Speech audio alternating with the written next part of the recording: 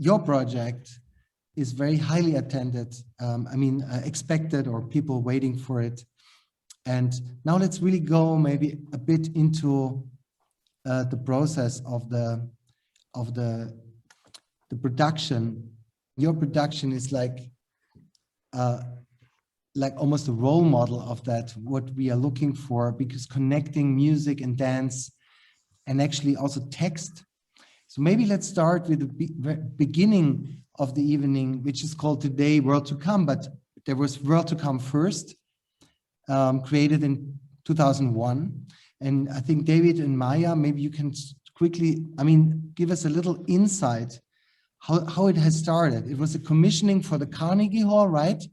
That where Maya was a kind of artist in resident. And then how did it all start? Let's go from there.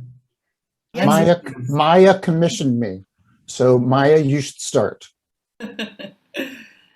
Well, yeah, it was a commission. It was my first kind of full evening for Carnegie Hall back then. And David and I were working already together. Actually, David, you wrote another piece, remember? Bitter Herb. That's right. And so, I thought I wanted a big piece from David so it was the entire second half of it was supposed to be the entire second half of the concert. And we started to talk about the piece and about the commission and about what, and then September 11 happened, right? So, and David, we're in the middle of the process when the towers collapsed and the whole city and the whole world became another world, and the whole city became another city. Yeah. Well, I think also for people in New York, especially, I'm sure for lots of people around the country and around the world, but especially for people in New York, I live a few blocks away from the World Trade Center. When the first plane went in, I was standing at my children's elementary school next door to the World Trade Center, holding their hands, waiting for them to go in, and the plane, was super low and went right over our heads. Everyone on the field ducked because it was that low. And so for the people who went through it, you didn't want to stop thinking about it. It was impossible to stop thinking about it. So this piece, which I had talked to Maya about, all these other ideas, that was sort of the only thing I could think about at that moment. And actually it was, kind of an obsession for a lot of people who went through that. But I didn't want to write a memorial piece, and I didn't want to write a tragic piece.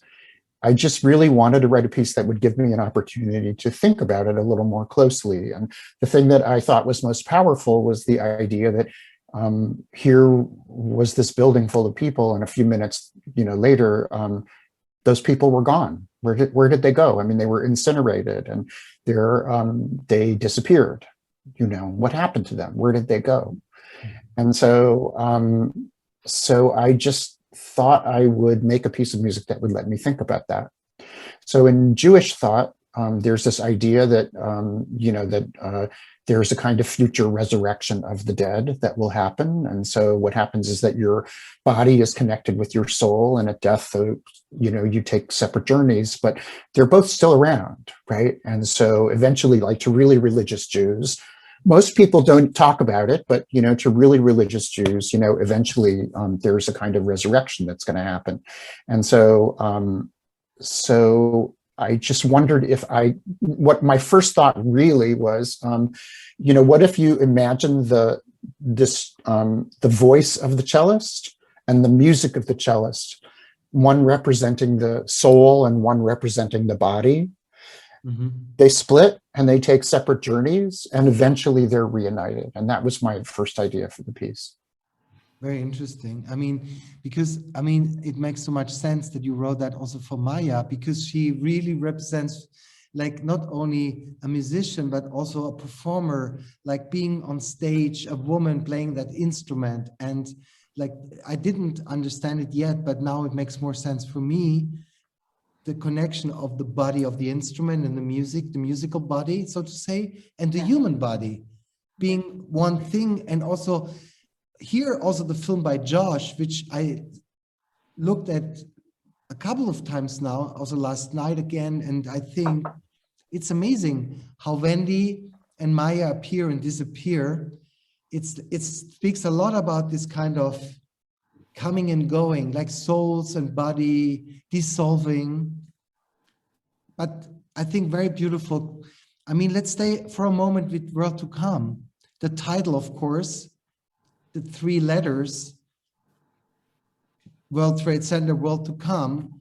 And also, it's gone. The World Trade Center is Yeah. gone, but the world to come is also an utopian momentum, a dream about a better world, right? well, it's at least a hopefulness of a kind of resolution, you know, that a problem can get solved. You know, where will it get solved?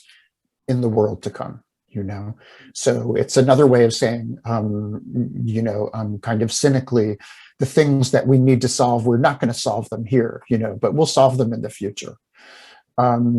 Which might be also an excuse. It's a danger, right? It could be a danger, yeah. Mhm. I just want to back up and say one thing. I think one of the reasons why I wrote the piece the way I wrote it was because Maya is such an emotional player and is such a powerful figure, you know, and I think as a composer, I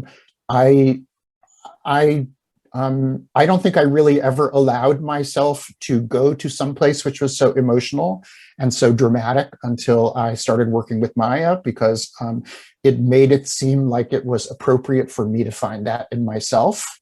So it was actually a really important piece for me to write. And I think, you know, Maya sort of gave me permission to do that, which I really Permission appreciate. and even commission. Yeah, commission and permission. Yeah. Maya, Yeah. how many times have you performed that piece, that special piece, and where did it take you?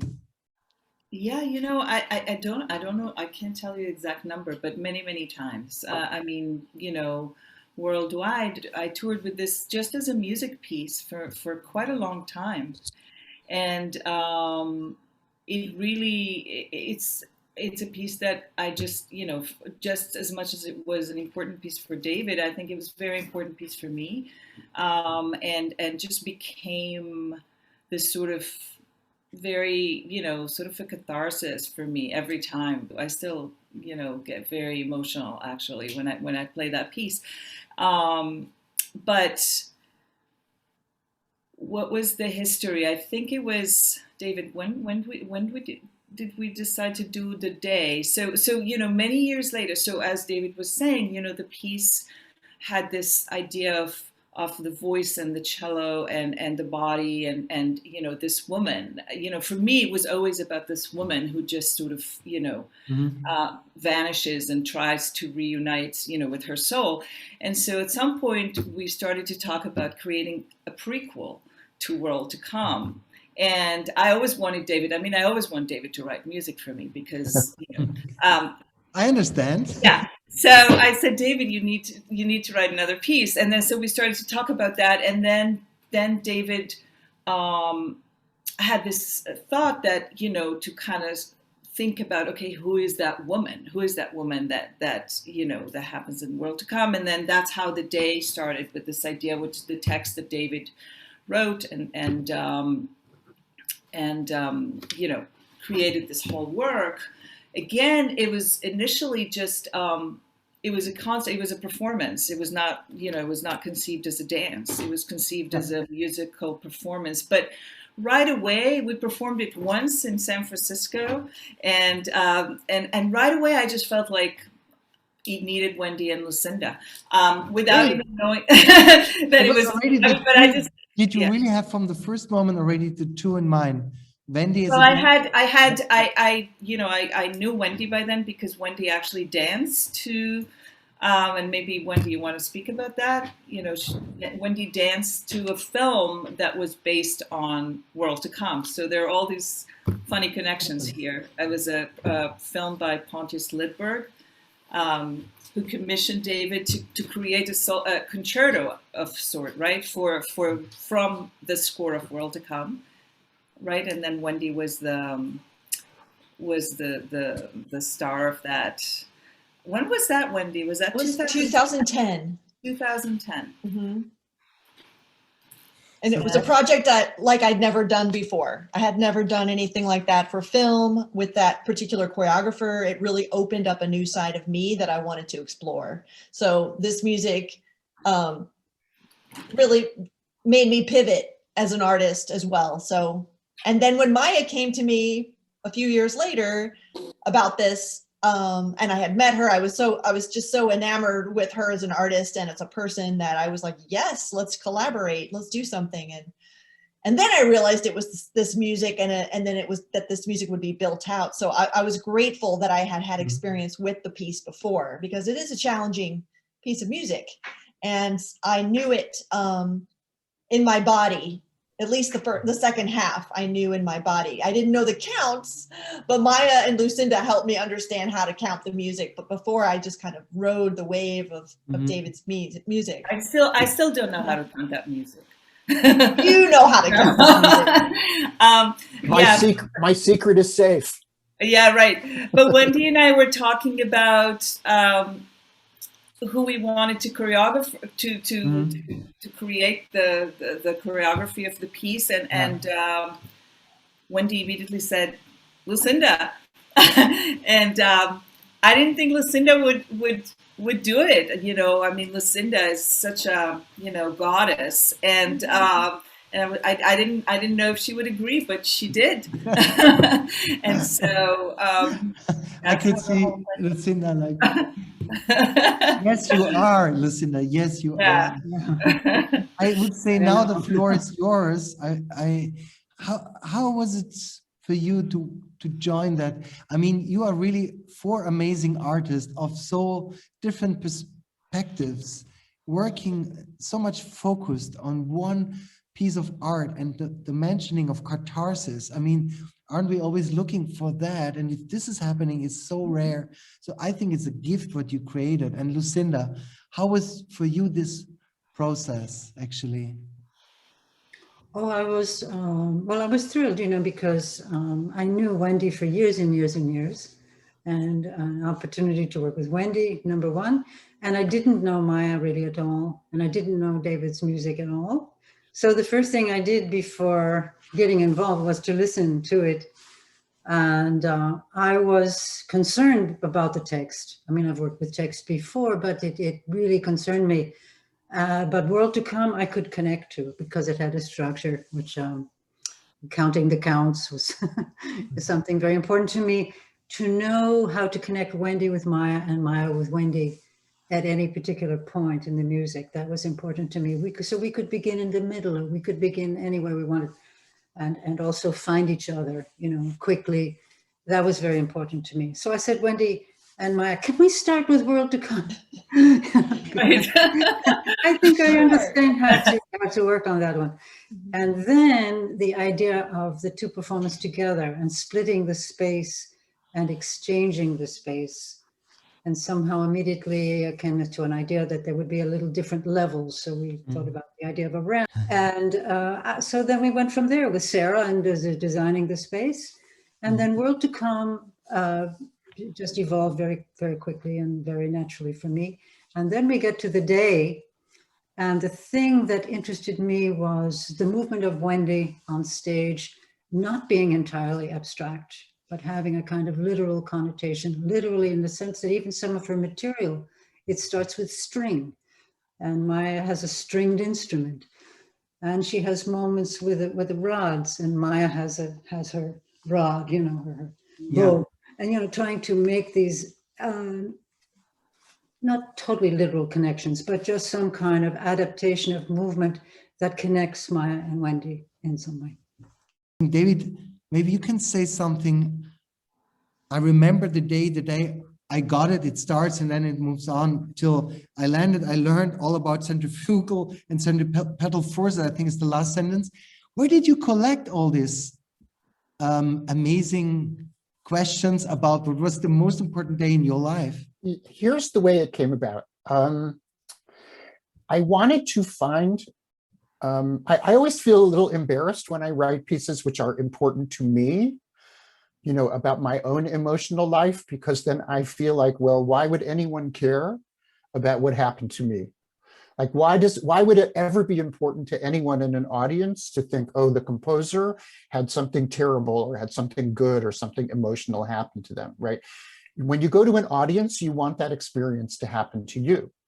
So then I thought, when we were trying to imagine, I was talking to Maya about, who this person is who has this experience that we want to talk about. And I realized that every single person in the audience probably has something in their lives which is powerful and special and emotional for them.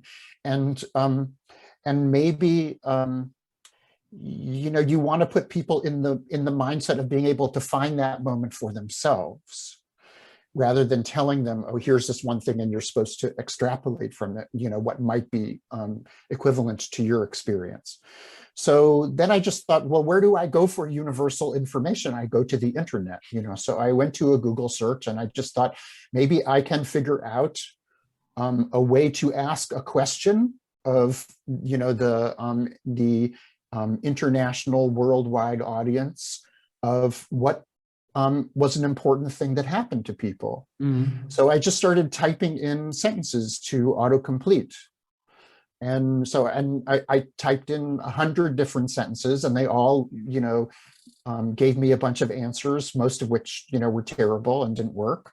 And then I just typed in the sentence, I remember the day that and all of a sudden I got this incredible list of things. Some of them are funny and some of them are dark and some of them are really heavy and some of them are completely local to one person and some of them are more universal.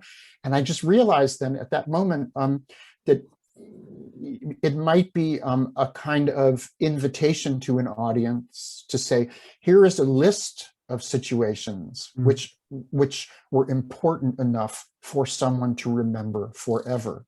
And maybe you can find something on this list that reminds you of something that you will also remember forever. I mean, that translates very beautiful also to the choreography by Lucinda and the dance of Wendy, I think, because it's very abstract, but still emotional, right? It is not overpowering. I mean, it's narrative in another way. I think it's like your music. Lucinda, you were always, and also Wendy, when you worked with music,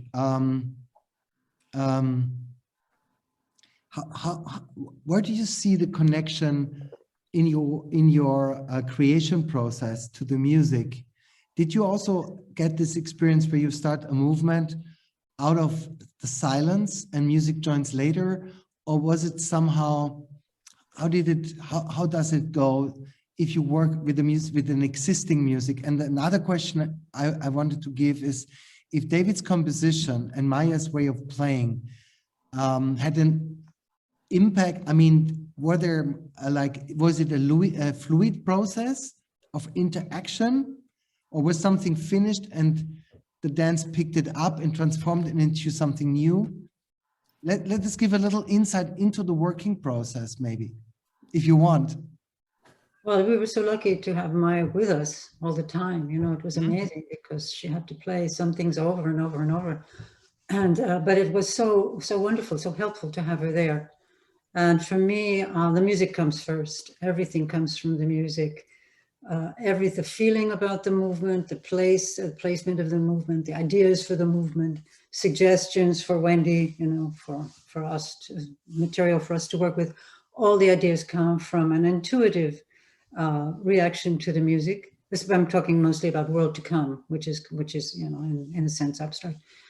And that's, if you could talk about it completely, we wouldn't need to do it. I always say that, so it's really difficult to describe it, because that's why you need to do it, because that's the way that it can come into existence in a way.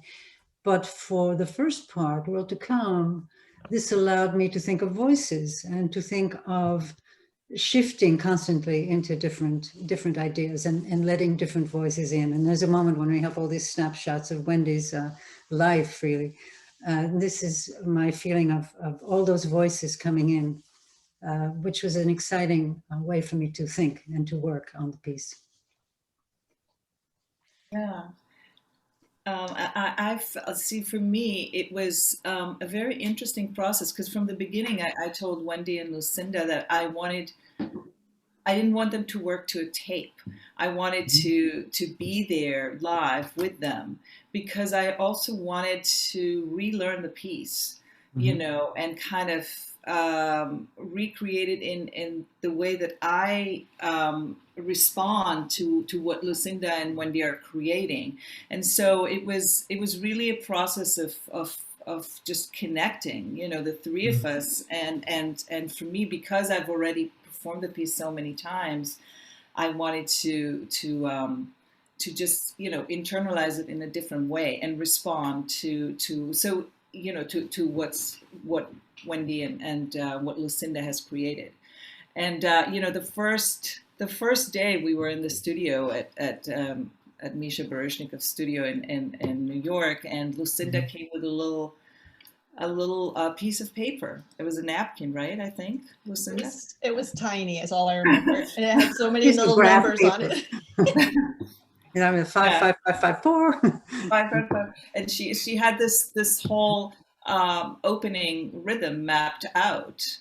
And she totally, you know, got the pattern, you know, in this really way that I never thought about it in that way, you know. And that's the one thing that to me is always really interesting about working with choreographers and dancers, because, you know, we musicians have this very particular way that we, you know, because we relate to the written score, and we thinking, you know, in a different and you know, and it's just the intersection with the movement and with choreography always informs the music in a different way. And so for me, it's always very important to kind of, you know, have a real dialogue, you know, where of course the piece remains the same, you know, what David wrote is what David wrote, but the interpretation and the intention and the intonation, all these things, you know, change in connection with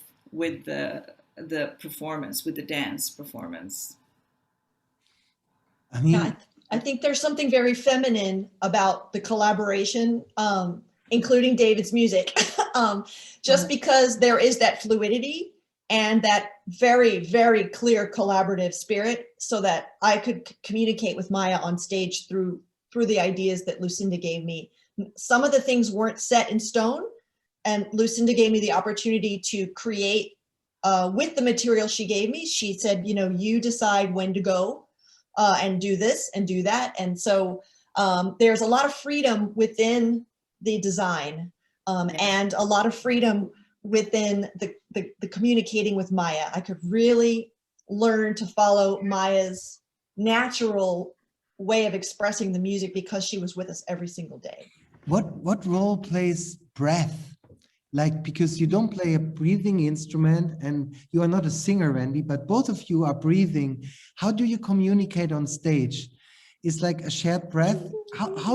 Is it the, antennas? It was like we really had antenna for each other, Antennas. Maya and I. It was pretty profound, the connection that we had, being on different levels on different sides of the stage. We were absolutely in tune with each other energetically, which I didn't expect that would really come into play so deeply, that we really became one unit, but two bodies.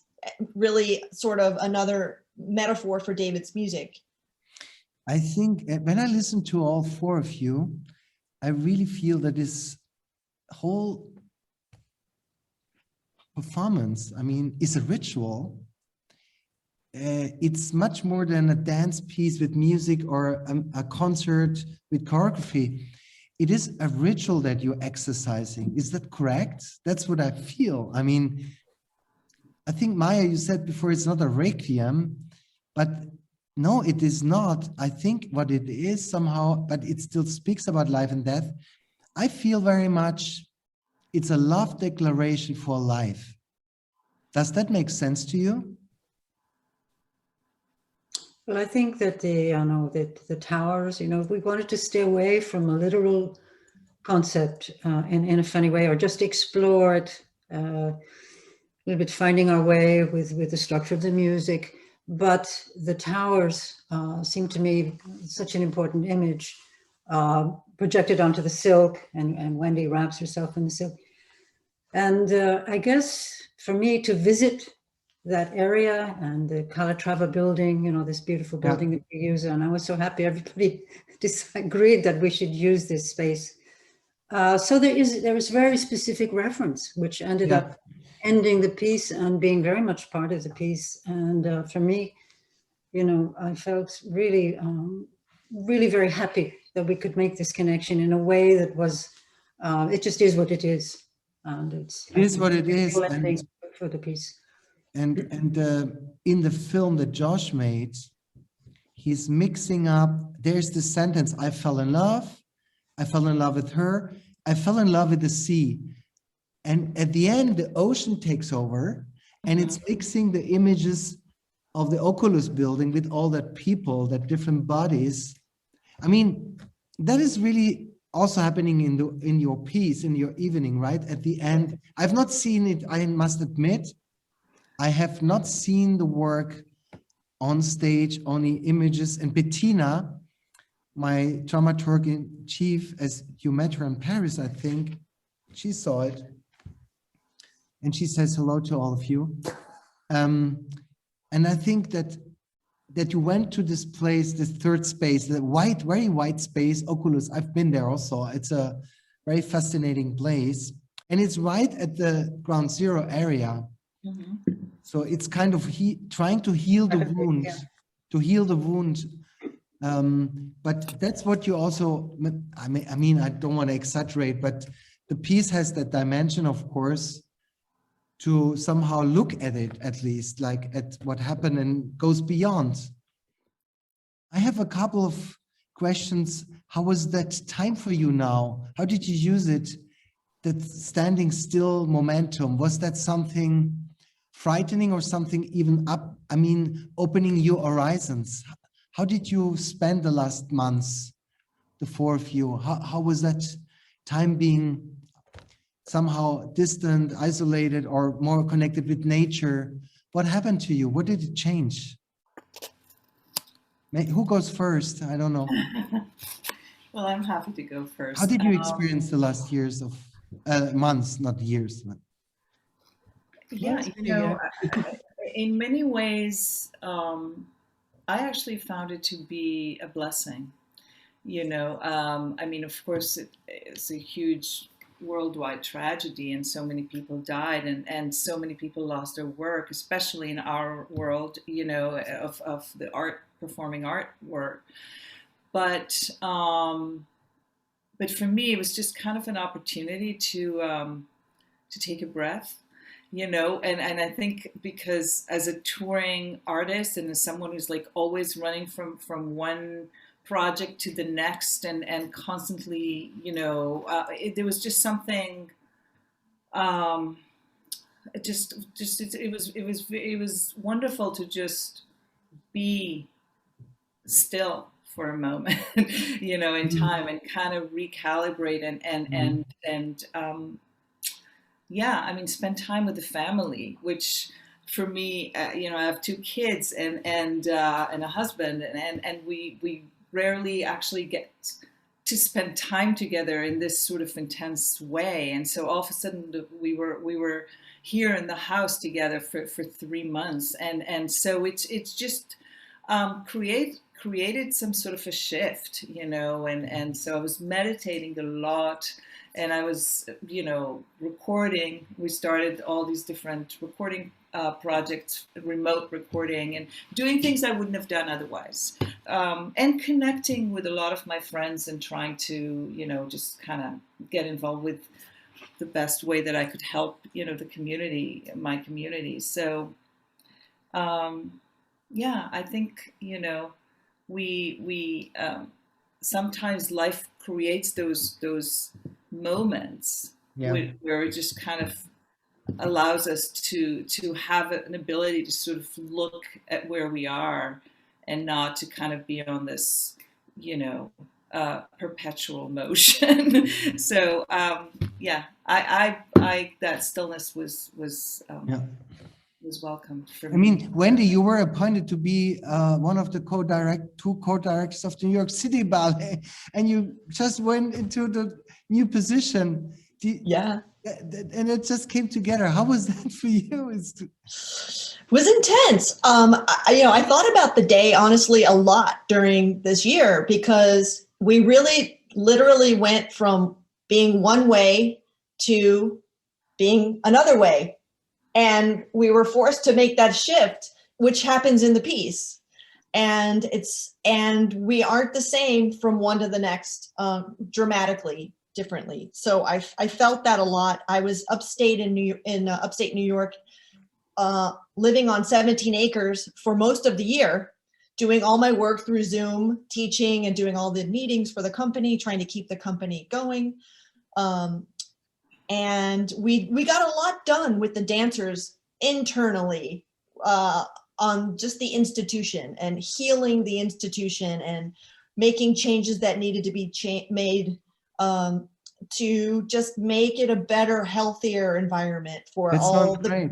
It So was you really it used was, the time productively, right? yeah, and I kind of redefined myself, in service of the art, rather than just doing the art and living the art and moving as fast as I can. It was like, oh no, now you're here to do for other, for all these other people that need your guidance. So that was something that shifted.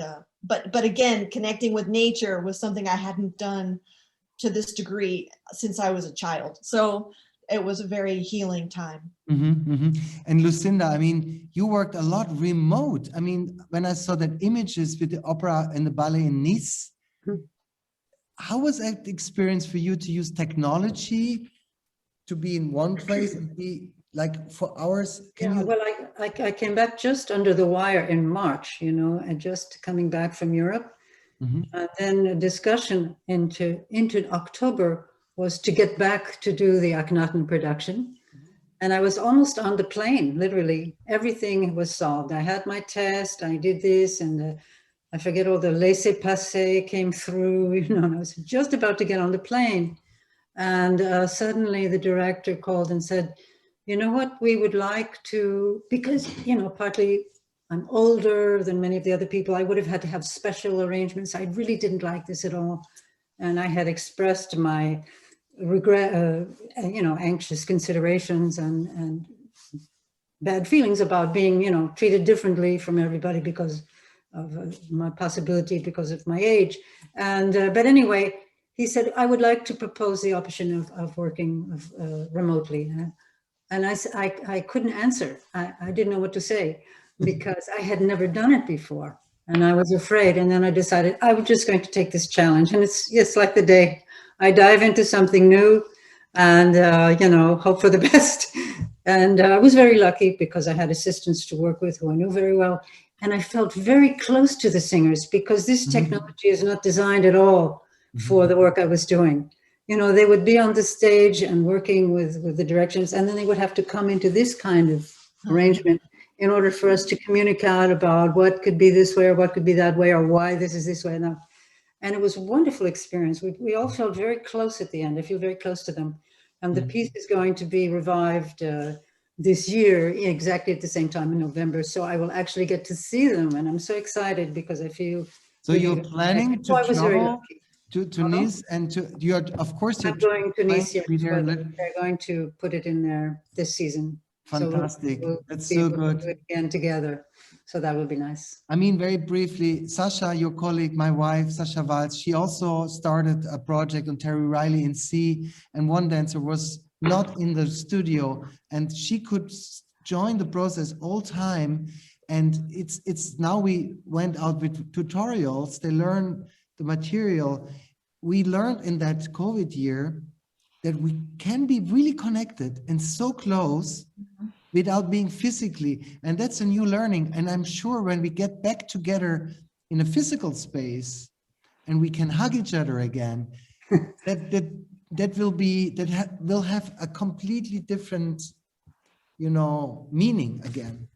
I mean, coming to you, David, as a composer, you're used to write music that is being performed all over the world. So remote is nothing new to you, right? It's more. It's very different. It's very different. First of all, I'd like to say that Sasha Waltz's piece, of course, with music by Bang on a Can, is amazing. Yeah, it is. It's amazing. But I also think that that's the kind of thinking that gets people through the pandemic, is to say, what's a kind of music and a kind of action that doesn't require people to be coordinated in a way that they need to be standing next to each other in order to coordinate. So the pandemic sort of made other values come to the foreground artistically. Created new projects. And created new projects. And I think that that's, you know, kind of one of the exciting things is that I've seen a lot of art that is made specifically for Zoom or specifically for the internet. And I think that there are very clever people who have figured these things out. Me personally, I really like live performance and I really like being there. And so on the one hand, you're right, I'm used to working remotely. So, and the idea of being shut up in my own apartment for a year without being able to see anyone, you know, it's totally, you know, it's like every composer's dream, you know, put me in a room, don't distract me. But the problem for me is that, you know, it's like when I write these pieces, they're really just sort of invitations for other people to do things. You know, it doesn't really mean anything unless someone is doing something with it. So the thing that's so gratifying about this project for me is I wrote this piece and it doesn't exist unless people like Maya and Wendy and Lucinda do something with it, right? It's just nothing. So for me, but that's why it's such a ritual. I think it is a ritual. So I think that is really why we have to create community again. I think that that is really what matters. And yeah, I think that is something that makes life precious, right? Well, it's also why we do it. You know, it's like we do these things. Everyone involved here puts a lot of work into this, and you don't do the work just for yourself. You do the work in order to build a connection between you. The work is a bridge to someone else, right? So the thing that was frustrating for me this year was I built a lot of bridges to no place. You know, I worked a lot. I worked really hard. I got a lot of music written. I mean, I remember, David, we spoke about this project on the High Line that you created. It was amazing, I think, what you did there. Thank you. With the choir. I don't know, thousands of people. 1,000 singers, yes. That was really fun. Are you trying to bring it back somehow? Yeah, I think we're, you know, it's hard to believe now in our COVID era that I wrote a piece of music that asked people to sing quietly and to have audience get up into the singers' faces to be able to hear what they are doing. I can't believe I did something that was so dangerous, you know. I think we live from that memory where we come from, but what is interesting where we are going. And actually, I'm asking our artists, and I think we collected also your answers in the beginning of the book. We have David. You gave us your answers. Where do you stand? I like to stand as close to the fire as I can without getting burned. That was your answer. Lucinda, I think we don't have your questions on that. No, we have it. You know, Lucinda, what you remember what you said? No. With the question, where do you stand? You said something so simple and beautiful. You said to keep growing. What moves you? And you say growth. Where are we going? Wherever it takes us. I mean, what would you say today, where you're standing today, Lucinda? I'm trying to stand in such a way that I can appreciate being together, that I can be open to even though we are not physically together, we are missing a dimension and we're missing a lot of things, but we are really together. And that's a great pleasure. And that's what we should stand for. So beautiful. I would like to collect that answers from the other three of you. Thank you, Lucinda. Who wants to go for next? Where do I stand today? Yeah. Yeah, standing for each other. I'm standing for each other. Yeah.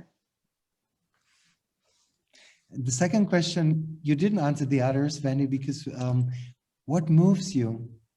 What moves me? Nature. I'm just overwhelmed with what I've experienced this year, with these tiny little miracles all around me and these vibrant colors that shift because of the light changing. It's overwhelming, sort of this magic that I've been able to witness. Great. Mhm. And Maya? Where do I stand? I think I always stand in that crossroads between reality and fantasy. I guess that's what. So Like in the film of Josh, appear and disappear. Yeah. Right? That's like, and also Wendy, like coming in, zooming out, zooming in. Yeah, I think that's kind of my eternal stand, right in that space. And what moves you? What moves me? D minor scale. Really? Yeah, I die for D minor. I also love A minor, but D minor is also D minor, the Dorian mode. You know, yeah. What would you say? Where are we going, Maya? Where are we going? I don't think we're going anywhere. I don't think we're going I don't think it's about where we're going. I mean, I think we're, in some ways, I think we're standing still. I mean, I That's fine. is that terrible? No. No, I mean, I think, yeah, I think that, yeah, I mean, we're going everywhere and nowhere, I guess. Yeah, but Yeah, I understand completely. yeah. And David, at the moment. I don't know. Where are you going, David?